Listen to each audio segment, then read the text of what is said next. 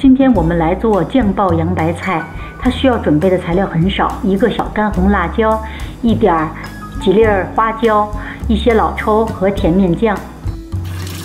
首先呢，我们把洋白菜用手撕开它，撕成碎片，然后呢，用水彻底的清洗。大家注意，我们不用刀切，因为用刀切以后炒出来的菜就不太好吃了。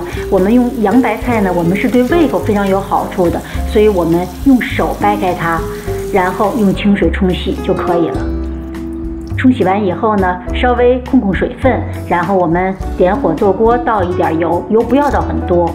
这时候呢，我们下一些花椒粒儿，花椒是去疼，驱寒止痛非常好的一味中药，所以我们经常在菜里边用一些花椒炝锅。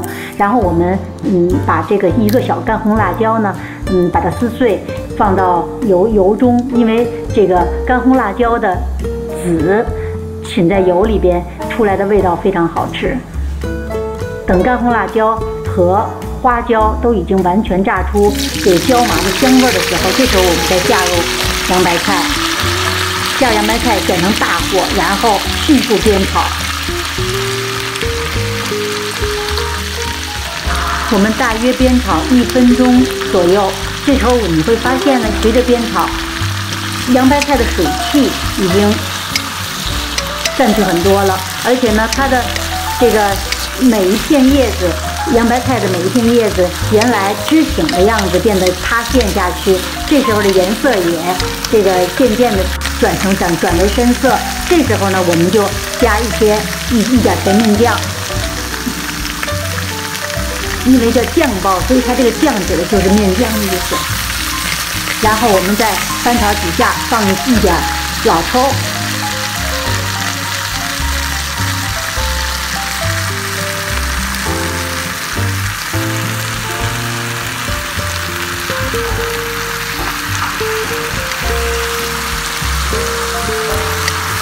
好，这时候呢，您就可以关火了，用余温再煸炒2下就可以出锅了。好，我们已经关火了。好了，这时候我们就可以装盘，上桌装盘了。谢谢大家的收看，我们下期再见。